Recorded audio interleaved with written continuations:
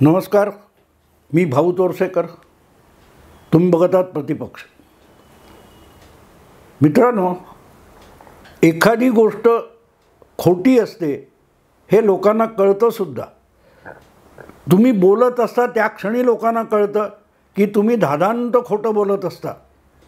तरीही जेव्हा तुम्ही रेटून तेच खोटं बोलत बसता तेव्हा तुम्ही लोकांसमोर हास्यास्पद होत असता. आणि आजकाल का कोण जाणे, पण शरद पवार आणि त्यांची लाडकी कन्या सुप्रियाताई सुळे यांना लोकांसमोर स्वतःला हास्यास्पद करून घेण्याचा छंद जडलेला आहे. मोठी गोष्ट अशी असते मित्रांनो की कुठे काय बोलावं याचं भान असलं पाहिजे माणसाला. आपण जिथे बोलतोय तिथे कुठल्याही क्षणी जिथल्या तिथे आपण बोलतोय ते खोटं पडेल अशी शक्यता असते. तेव्हा निदान ते खोटं तिथे बोलू नये एवढं तरी भान असलं पाहिजे. पण सुप्रियाताईंना बारामती हातची जाणार म्हटल्यानंतर इतका धसका लागलेला आहे, इतकी भयभीत झालेला आहे की विशंभर चौधरी, निखिल वागळे वगैरे मंडळी, कुमार सप्तर्षी इत्यादिकांनी निर्भय बनो याच्या सभांची मालिका लावलेली असली तरी सुप्रियाताई आणि शरद पवार यांची भीती संपत नाही. मराठीमध्ये एक काय म्हणतात त्याला उक्ती आहे, भीत्यापाठी ब्रह्मराक्षस. तशी यांची अवस्था झालेली आहे. नाही तर काल परवा तो सुनील शेळके नावाच्या एक नव्या आमदारावर, पहिल्या टर्मचा आमदार, त्याच्यावर शरद पवार इतके घसरले नसते. पवार मला म्हणतात अशी धमकी देण्यापर्यंत शरद पवार जेव्हा घसरतात तेव्हा एक गोष्ट लक्षात येते की शरद पवार कमालीचे बिथरलेले आहेत. आणि बिथरण्याचं मग एकच कारण दिसतं, ते म्हणजे सुनेत्रा पवार असतं. सुनेत्रा पवार म्हणजे उपमुख्यमंत्री अजितदादा यांच्या पत्नी. ज्या आपल्या पत्नीला अजितदादांनी बारामतीच्या लोकसभा निवडणुकीच्या आखाड्यात उतरवायचा निर्णय घेतलेला आहे. आणि सुनेत्राताई कुठचाही गाजावाजा न करता कॅमेरे आहेत की नाही हे बघूनच आपल्या मतदारसंघात फिरण्याचा सोस सुनेत्रा पवारांना नाही आहे. आणि त्यामुळे त्या कुठच्या विषयावर काय बोलतात याचा गाजावाजा होत नाही. पण सुप्रियाताई मात्र आपलं सगळं संसदपटुत्व हे कॅमेऱ्यासमोर पणाला लावत असतात. आणि आपल्या भावानेच आपल्याशी दगाफटका केला आहे हे सरळ सांगण्याची हिंमत सुप्रियाताईंना नाही आहे. कारण आपण तोंड उघडलं आणि असं काही बोललो तर फटकळ दादा तिथल्या तिथे फटकेबाजी करेल याची सुप्रियाताईंना खात्री आहे. तुम्हाला आठवतं 2 मे 2023ला यशवंतराव चव्हाण प्रतिष्ठानच्या सभागृहामध्ये शरद पवारांच्या विस्तारित राजकीय आत्मचरित्राचं प्रकाशन होतं. आणि त्या कार्यक्रमात बोलताना शरद पवारांनी अचानक नौटंकी सुरू केली. आता मी 25 वर्ष झाली आहेत आणि आता मी पक्षाचं अध्यक्षपद सोडून फक्त सामाजिक कार्यात स्वतःला गुंतवून घेणार आहे वगैरे घोषणा केली. आणि जो तमाशा सुरू झाला त्यामध्ये त्यांचा राजीनामा मंजूर करावा असं म्हणणारा एकमेव नेता होता. त्याचं नाव होतं अजितदादा पवार. बाकीचे नेतेही गडबडलेले आणि गोंधळलेले होते. पण अजितदादांना खलनायक ठरवण्यासाठीच ती सगळी नौटंकी चालली होती. आणि जाणीवपूर्वक कोणाकोणाला बोलायला माईक द्या म्हणून शरद पवारच सांगत होते. ज्या माणसाला या सगळ्यातून निवृत्त व्हायचं होतं तो माणूस स्टेजवर बसलाय, सपत्नीक बसलेला आहे. आणि या घटनाक्रमावर ज्यांना बोलायचे, जे हात वर करतील त्यांना माईक पोचवण्यासाठी शरद पवार इशारा करत होते. हे नाटक लपलं नाही आणि ते उघडं पडलंच. कारण व्हायचं ते झालं. पण तुम्हाला आठवत असेल तर त्या नाटकामध्ये काही लोकांनी सुप्रियाताईंना बोलायला सांगितलं तेव्हा अजितदादांनी दम दिला होता, सुप्रिया तू अजिबात बोलू नको. कोणीतरी त्यात उपराटं बोलल्यावर थोरला भाऊ म्हणून सांगतोय असा अगदी अजितदादांनी दमात घेऊन बोलणाऱ्याला गप्प केला होता. आणि तिथे तुम्हाला एक गोष्ट लक्षात येते की दादा बोलला तर अवघड जाईल एवढी समज सुप्रियाताईंकडे आहे. कारण अनेक सामान्य कार्यकर्ते, जयंत पाटील अक्षरशः सुतक लागल्यासारखे, त्यांच्या डोळ्यातले अश्रू थांबत नव्हते. जितेंद्र आव्हाड पोट तिडकीने बोलत होते, पण सुप्रियाताईंनी बोलायचं नाही. शरद पवारांच्या अधिकृत राजकीय वारसाने बोलायचं नाही. अजितदादांनी व्हेटो पुकारला आणि सुप्रियाताई गप्प बसल्या. आणि याचं कारण सरळ होतं की त्यावेळेला जर असं काहीतरी सुप्रियाताई बोलल्या तर मग अजितदादांना सुद्धा बोलावं लागलं असतं. आणि तिथेच अजितदादा बोलला तो काय बोलेल याचा दरारा वचक सुप्रियाताईंना होता. म्हणून आपल्या दादाचे शब्द मान्य करून सुप्रियाताईंनी मौन धारण केलं, त्या चकार शब्द बोलल्या नाहीत. सांगायचा मुद्दा असा की जर तेव्हा कळलं होतं तर आत्तासुद्धा जे काय होणार, आमचे मतभेद आहेत पण मनभेद नाहीत, परिवार एकच आहे असं मानभाविकपणे सांगत फिरायचं असेल तर ते दिसतं. मराठी पत्रकारांना डोळे उघडे असून दिसत नाही, ते कॅमेऱ्याला दिसतं. कारण कॅमेऱ्याचा काही ती झापड उघडी असते, त्याच्यात टिपलं जातं. आणि कॅमेऱ्याने टिपलेलं जेव्हा लाखो प्रेक्षक टी व्ही चॅनेलचे किंवा यूट्यूबचे बघतात तेव्हा त्यांना कळतं की दादा आणि ताई यांच्यात फाटले. आणि अजितदादांनी बारामतीच्याच एका कार्यक्रमामध्ये का मला वाटते शिरूर किंवा कुठेतरी सांगून टाकलं आमचं फाटलं आहे. तेव्हा सुप्रियाताईंनी कितीही झाकपाक केलेली असली तरी अजितदादांनी जगजाहीर सांगून टाकले की आमचं फाटलं आहे. त्यामुळे तडजोड नाही. नणंद आणि भावजय यांचा संघर्ष बारामतीमध्येच होणार हे अजितदादांनी झाकून ठेवलेलं नाही. मुद्दा असा येतो की अशा वेळेला जी सवय असते ना ती सवय तुम्हाला आवरता येत नाही. आणि सुप्रियाताईंना दादांत खोटं बोलण्याची इतकी सवय अंगवळणी पडलेली आहे की जातील तिथे त्या बेछूटपणे बोलत असतात. पण निदान अजितदादा आपला दादा मंचावर आहे किंवा अतिशय अभ्यासू असे जाणकार इतर नेतेही मंचावर आहेत, तिथे आपण असल्या सवयींना आवर घातला पाहिजे, लगाम लावला पाहिजे. एवढंही आता सुप्रियाताईंना भान उरलेलं नाही. त्या काही अंशी बेभाम आणि बेलगाम झालेल्या आहेत. आणि म्हणून काल परवा कुठच्या तरी मला वाटते पुण्यात एका इस्पितळाच्या भूमिपूजनाचा वगैरे कार्यक्रम झाला, तिथे नको ते बोलून गेल्या सुप्रियाताई, नको ते बोलून गेल्या.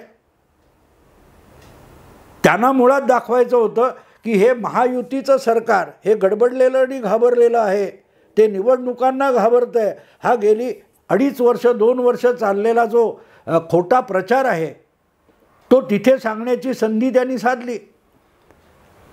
ही गेली अनेक वर्ष 4 वर्ष महापालिका, नगरपालिका, जिल्हा परिषदा यांच्या निवडणुका झालेल्या नाहीत. त्यामुळे त्या सामान्य नागरिकाचे खूप हाल होतात. हे काय नव्याने सांगितलं असं बिलकुल नाही. हे काय ते ज्ञानामृत आहे. हे सुप्रियाताईंनी संसदेत पण लोकसभेत सांगून झालेलं आहे. कारण लोकसभेमध्ये मला वाटते 1.5 वर्षापूर्वी केव्हा तरी दिल्लीच्या ज्या 3 महापालिका होत्या, दिल्लीत 3 महापालिका मिळून एक राज्य झालेलं आहे. त्या 3 महापालिकांना एकत्रित करून एकच मोठी महापालिका करायची असं विधेयक लोकसभेत आलं होतं. त्यावर ज्ञानामृत पाजताना सुप्रियाताई म्हणाल्या होत्या, अहो नगरसेवक लोकांच्या हाकेच्या अंतरावर असावा लागतो. सामान्य नागरिकाला सार्वजनिक सेवा आणि शासन व्यवस्था यांच्याशी जुडणारा दुवा म्हणजे महापालिका, नगरपालिका असतात. आता तुम्ही ह्या 3 महापालिका एकत्र करण्याचं जर विधेयक आणलं तर वेळ झालेली आहे. त्या निवडणुका पुढे ढकलाव्या लागतील आणि त्यामुळे नागरिकांचे प्रचंड हाल होतील. ज्या वेळेला हे ज्ञानामृत सुप्रियाताई लोकसभेमध्ये गृहमंत्र्यांना पाजायचा प्रयत्न करत होत्या अमित शहांना. त्यावेळेला मुंबई महापालिकेत किंवा महाराष्ट्रातल्या 15, 20, 25 ज्या काही महापालिका आहेत तिथे निवडणुका झाल्या होत्या का?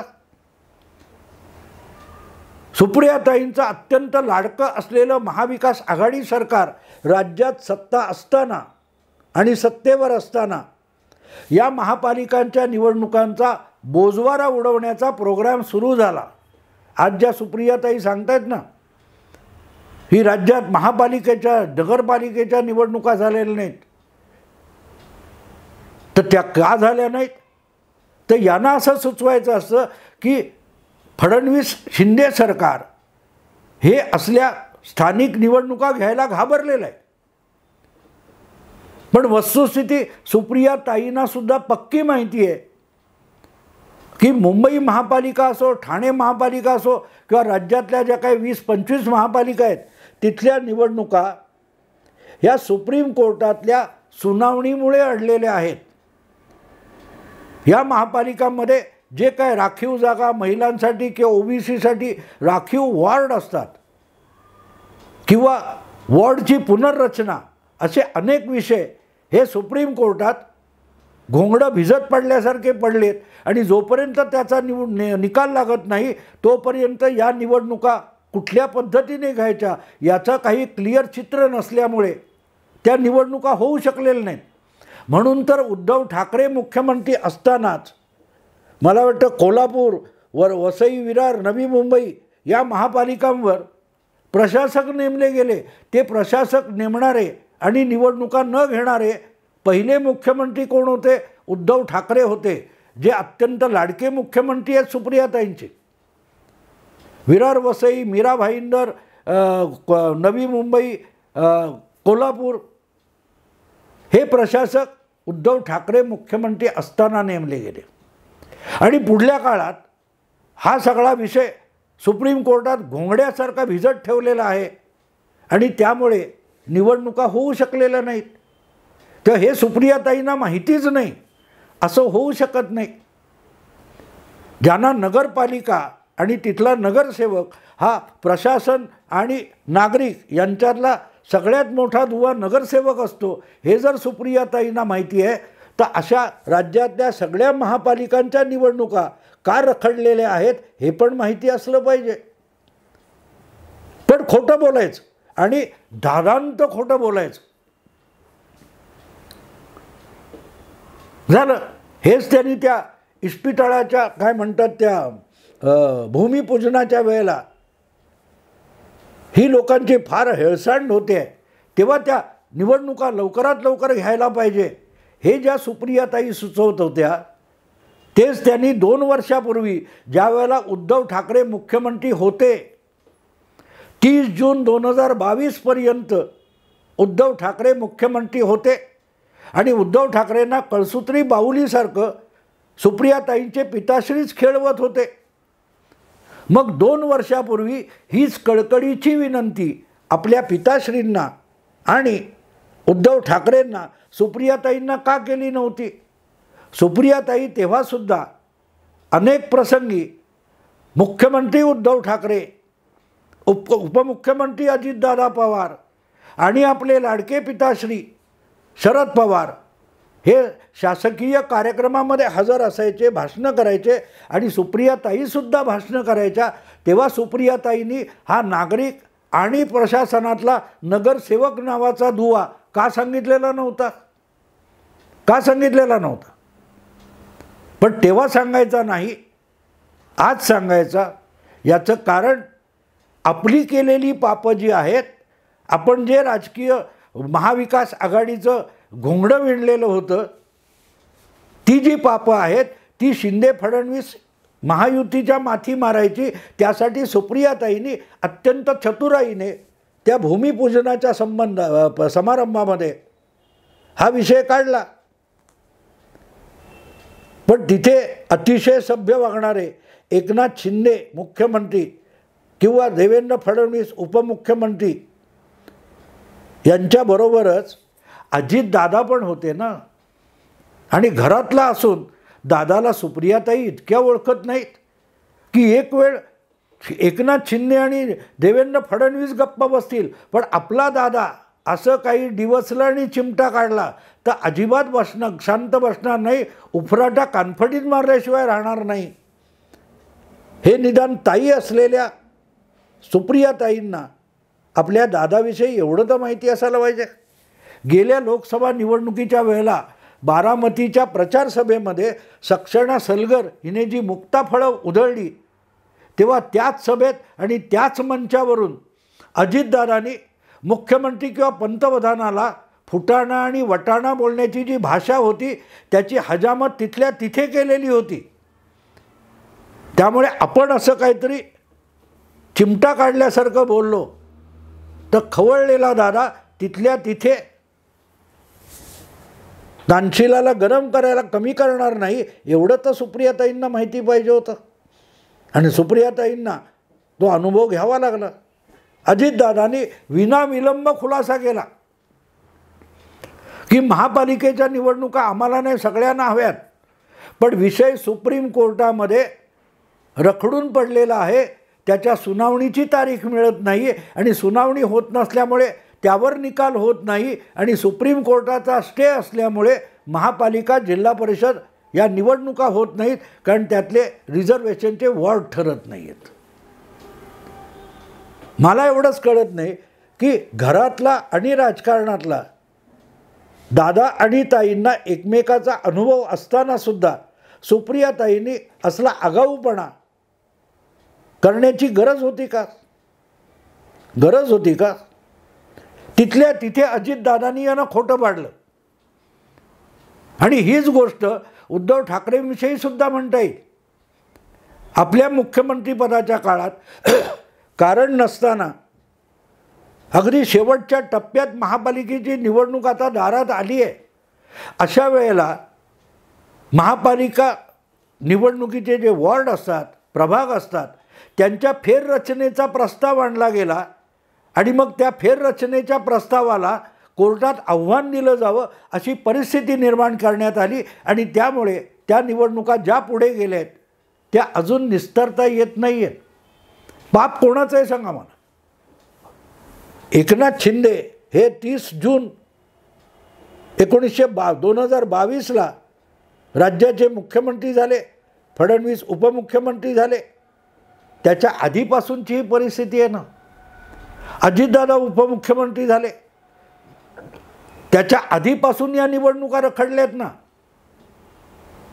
मग दिल्लीला लोकसभेमध्ये ज्ञानामृत पाजायचं आणि इथे येऊन परत तेच बोलायचं, तर तुमचे लाडके मुख्यमंत्री असताना तुम्ही पिताश्रींकडून त्यांना कानपिचक्या देऊन ह्या महापालिका निवडणुका वेळच्या वेळी का घेतल्या नव्हत्या? आणि माझी स्मृती जर बरोबर असेल, कदाचित मी चुकत असेल कारण माझ्या हातात आत्ता तो संदर्भ नाही आहे, पण हा विषय शिवसेना उद्धव बाळासाहेब ठाकरे किंवा पूर्वीची अखंड शिवसेना यांच्यामुळेच लोकसभेत गेलेला आहे. ते ती याचिका मागे घेऊन तो विषय का संपवत नाहीत? इथे तुम्हाला कळेल की पापं आपण करायची आणि दुसऱ्यांच्या माथी मारायची ही पवार नीती असते. त्या पवार नीतीत अजितदादांना फार काळ फिट्ट बसता आलं नाही, म्हणूनच त्यांना शेवटी गाशा गुंडाळून काकांची साथ सोडून बाहेर पडावं लागलं. आणि त्या अर्थाने अजितदादा कधीही शरद पवारांचे वारस नव्हते. तो शरद पवार नीतीचा वारसा. मला शरद पवार म्हणतात असं जे काय पवार म्हणतात ना, तो वारसा ताईंकडे आलेला आहे. दादांना तो वारसा घेता आला नाही आणि पचवता आला नाही. आणि म्हणून एवढं तरी सुप्रियाताईंना माहिती पाहिजे होतं की आपण जिथे बोलतोय त्या मंचावर आपला दादा बसलेला आहे, अजित दादा बसलेले आहेत, आणि आपण इकड तिकडचं बोललो तर त्याच मंचावरून दादा सरळ करतो, दादांत खोटं जे आहे ते उघडं पाडतो. एवढंसुद्धा सुप्रियाताईंना इतकं वर्ष एका परिवारात एका घरात राहून कळलं नाही. सांगायचा मुद्दा असा आहे मित्रांनो, पण हौस असते, हौस असते, छंद असतो तोंडघशी पडण्याचा. आणि कोणीही मराठी माध्यमातले पत्रकार त्यावर प्रकाशझोत टाकणार नाहीत, याचा जो वडिलार्जित आत्मविश्वास आहे, त्यामुळे सुप्रियाताई अधिकाधिक खोलचटपणा करत चाललेले आहेत. पण मूलतः हातून बारामती निसटली आहे आणि निसटत चालली आहे, याचा आत्मविश्वास म्हणजेच बारामतीत येऊ घातलेल्या पराभवाविषयीचा जो आत्मविश्वास आहे, तो सुप्रियाताईंच्या अशा बावचळलेल्या वक्तव्यातून आणि वागण्यातून सतत समोर यायला लागलेला आहे. अनावश्यक गोष्टी बोलतात, ज्याचा उद्याच्या काळात मतं मिळवण्यासाठी उपयोग नाही आहे. अशा गोष्टी सुप्रियाताई का करतात हे माझ्यासारख्या राजकीय अभ्यासकाला आणि विश्लेषकाला खरोखरच कळत नाही. मतं पाहिजेत, निवडणुका जिंकायच्या आहेत म्हणून अनेकदा शिष्टसंमत गोष्टी लोक करत नाहीत आणि सुप्रियाताईंनी केल्याच पाहिजेत असा आग्रह मी धरणार नाही. पण तरी त्यातून मतं मिळाली पाहिजेत, राजकीय फायदा मिळाला पाहिजे. ज्याच्यातून राजकीय फायदा काहीच नाही, पण प्रसिद्धीचा झोत आपल्यावर येईल, एवढ्यासाठी जो खोडेपणा सुप्रियाताई करतात किंवा अगदी त्यांचे पिताश्री पण अलीकडच्या काळात करायला लागलेत, ते खरोखरच अनाकलनीय आहे, खरोखरच अनाकलनीय आहे. कारण प्रत्येक ठिकाणी पकडल्या जातात, प्रत्येक ठिकाणी तुमचं पितळ उघडं पडतंय. आणि एक लक्षात घ्या, आता मोजकी वर्तमानपत्र किंवा मोजक्या वाहिन्या यांच्यापुरता विषय राहिलेला नाही. लोकांपर्यंत कुठलीही माहिती पोहोचवणारी सोशल मीडिया ही सगळ्यात मोठी ताकद निर्माण झाली आहे. सुप्रियाताई जेव्हा अशी अदृश्य शक्ती म्हणतात, अदृश्य शक्ती ही त्या सोशल मीडियात सामावली आहे. हे जितकं लवकर सुप्रियाताईंना कळेल, तेवढं अदृश्य शक्तीपासून त्यांच्यावर येणारी संकटं कमी होऊ शकतील. मित्रांनो, आत्ता इथेच थांबतो. आवडलं लाईक करा, शेअर करा, सबस्क्राईब करा.